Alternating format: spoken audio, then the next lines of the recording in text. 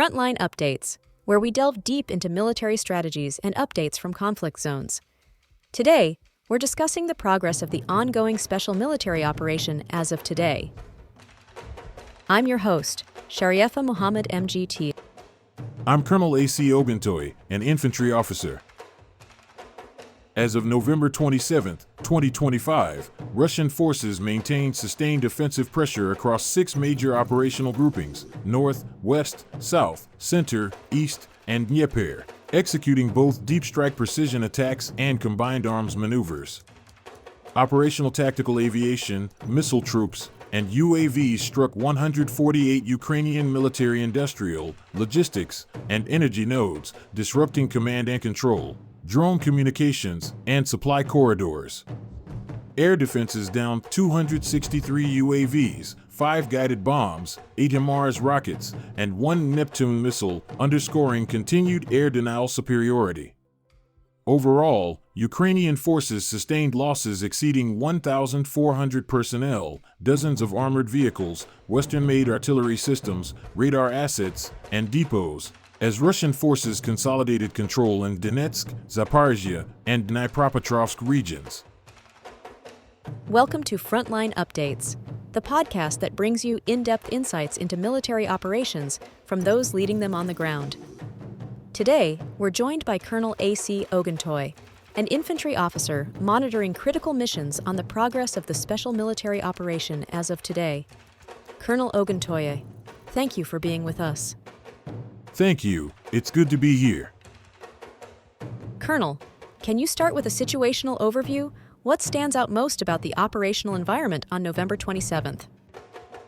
Today's operations showcased a well-synchronized blend of deep strike precision and localized maneuver warfare. Across all 6 active sectors, North, West, South, Center, East, and Dnipro, Russian forces demonstrated not just momentum, but control of operational rhythm. Long-range aviation and missile assets struck drone control centers, transport nodes, and energy grids used by Ukrainian logistics commands. These weren't symbolic strikes, they were surgical, aimed at degrading the enemy's sustainment and reconnaissance architecture. At the same time, ground formations advanced along critical axes, particularly in Donetsk and Zaporizhzhia, consolidating new positions and eroding Ukrainian mobility. From a doctrinal perspective, we're witnessing the transition from attritional combat to positional dominance. Russia is no longer just destroying Ukrainian units, it's shaping the environment to make coordinated Ukrainian counteraction impossible. Let's begin in the north, particularly Sumy and Kharkiv. What's happening there, and how is this front being used tactically? The North Group continues to serve as both a containment and disruption front. In the Sumy region, engagements near Sadki, Mariupol, Alexivka, and Andriivka inflicted significant losses on Ukrainian mechanized and airborne brigades. Around 135 enemy personnel and multiple vehicles were destroyed. Further south in Kharkiv, near Volchansk, Staritsa, Yudy, and Vilcha, Russian artillery and missile assets disrupted Ukrainian command movements and damaged several motorized brigades. These localized attacks prevent Ukraine from pulling reserves toward its overstretched Donetsk defenses. Strategically, this front acts as a pressure valve. It fixes Ukrainian units in place, keeping them locked in defensive posture while Russian main groupings advance elsewhere. It's an economy of force model, minimal expenditure for maximum disruption. So the north is less about ground gain and more about pressure maintenance? Exactly. The aim isn't to capture large swathes of land, but to disrupt reinforcement corridors and exhaust Ukrainian logistics through continuous harassment. Let's move to the Western Front, around Kupiansk and Lyman. How is the West Group progressing? The West Group has achieved steady operational improvement through coordinated artillery dominance and EW suppression. The most intense actions occurred around Kurilovka, Nechvolodovka, and Podoli, extending to Drobashevo and Donetsk. Ukrainian forces suffered around 235 casualties and lost several Western systems, notably 3 U.S.-made HMMWVs, a 155mm M777 howitzer, and a U.S.-supplied and /TPQ-50 counterbattery radar. 10 Ukrainian electronic warfare stations were also destroyed, which is operationally significant. Once electronic warfare coverage collapses, command integrity erodes rapidly. Drones lose connectivity, artillery loses fire correction, and frontline units fight in isolation.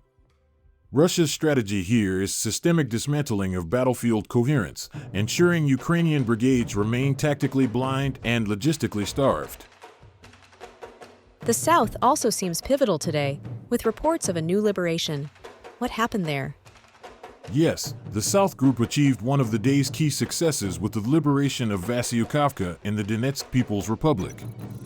This was a significant tactical gain because Vasyukivka sits on terrain controlling the approaches to Kramatorsk and Seversky. In engagements spanning Zakotnoye, Seversky, and Konstantinovka, Ukrainian forces lost over 230 troops, 7 armored vehicles, and 6 artillery systems, 3 of which were Western manufactured. Notably, 2 high-value radar systems were destroyed, an N/TPQ-36 counterbattery radar and an Israeli Rada radar station. The capture of Vasyukivka marks a new pivot point in Donetsk operations. It gives Russian forces enhanced artillery visibility and control over Ukrainian movement corridors. The immediate next phase will likely focus on tightening the envelopment around Slavyansk and Kramatorsk, which are fast becoming operational choke points. The center front, especially around Krasnoarmeysk and Dimitrov, has been consistently active. Can you walk us through what's unfolding there? The center group continues to be the decisive axis of the entire operation. The Second Army has made measurable progress in Krasnoarmeysk, advancing through the central and Donetsk microdistricts. Meanwhile, the 51st Army has driven further into Dimitrov, clearing 117 buildings in 24 hours, a major step in systematic urban reduction. Ukrainian counterattacks were intense but ineffective. The 95th Airborne and 425th Assault Regiment launched repeated attempts to break encirclement near Grishino, but all were repelled. Ukrainian losses totaled roughly 465 troops, multiple armored vehicles, and Western-made M113 and Viking armored carriers. Doctrinally, this is urban encirclement by segmentation, block-by-block clearance, fire containment, and psychological exhaustion. Krasnoarmeysk is now functioning as a forward logistics hub and command center for Russia's Donetsk push, while Dimitrov's fall is a matter of time. What about the east, particularly Zaporizhzhia and Dnipropetrovsk? What's the direction of momentum there? The East Group continues its methodical penetration of Ukraine's layered defenses. Operations near Huliapol, Dobropoli, and Vozdvizhevka inflicted over 210 casualties on Ukrainian formations, alongside the destruction of several armored vehicles and a self-propelled artillery unit. While the terrain here is open and challenging, this advance is crucial because it targets the logistical arteries feeding Ukraine's central front. The East Group's steady progress means Ukrainian commanders are being forced to reroute supplies under fire, complicating their already stretched command structure. This is attrition through logistics denial, slow, deliberate, but ultimately decisive. And finally, the Dnipro front. What role is it playing now that other sectors are advancing? The Dnieper Group serves as the stabilizer and suppressor. It continues cross-river interdiction near Stepnogorsk, Antonovka, and Kherson. Ukrainian losses exceeded 80 troops, along with multiple EW systems, vehicles, and depots. This area is strategically vital. By maintaining artillery dominance along the Dnipro, Russia prevents Ukraine from massing forces near Zaporizhzhia or threatening Russian logistics in Crimea. It's less a maneuver front and more a strategic firewall, ensuring the southern theater remains secure while main offensives unfold to the north and east. Recent events in Washington, D.C., involving Afghan national Rahmatullah Lakanwal, have raised difficult questions about mental health, trauma, and reintegration. The images showing erratic and disoriented behavior before his attack on National Guard members shocked the public and provoked debates on how trauma, substance use, or untreated stress can culminate in tragedy.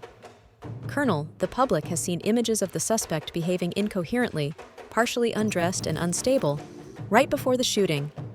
To many, that looks like madness. From a military behavioral standpoint, what could cause that kind of collapse? You're right, the behavior is extreme and disorganized, but that doesn't automatically mean PTSD or insanity. When someone who's been through years of combat suddenly acts in that way, professionals think of two broad categories: physiological triggers and psychological triggers. Physiological triggers include intoxication by stimulants or hallucinogens, or a metabolic emergency like severe dehydration, sleep deprivation, or head trauma. These can induce a temporary delirium where the brain overheats, the person feels suffocated, and instinctively strips clothing while losing judgment. Psychological triggers, on the other hand, can come from a flashback or dissociative state tied to trauma. A veteran might re-experience combat realities so vividly that time and place dissolve. They may think they're under attack, grab for a weapon, or perceive civilians as enemy forces. In that sense, it's not anger or ideology, it's a collapse of reality testing under massive stress.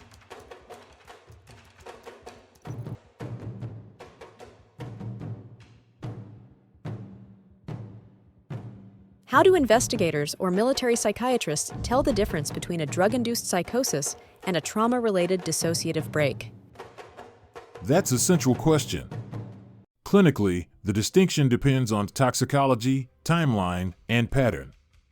If the person used stimulants or hallucinogens shortly before the episode, we'll often see elevated body temperature, rapid heart rate, and complete amnesia afterward. That points towards substance-induced psychosis, or what police once called excited delirium. With trauma-related dissociation, the vital signs may be calmer, but witnesses describe a frozen or trance-like state, sometimes muttering in a different language, replaying combat commands, or showing hypervigilance without drug indicators. Neurologists also look for a third factor: traumatic brain injury. Blast exposure or concussions can create structural damage that mimics both psychosis and intoxication, producing impulsivity and aggression years after service. Colonel, thank you for providing such a detailed briefing on the current military situation. Your insights are invaluable to our understanding of the conflict's dynamics. And thank you to our listeners for tuning in. Join us next time as we continue to provide up-to-date coverage on global military affairs. Stay with us for more updates and expert analyses on global defense and security issues. Stay informed, stay secure. Thank you for the opportunity.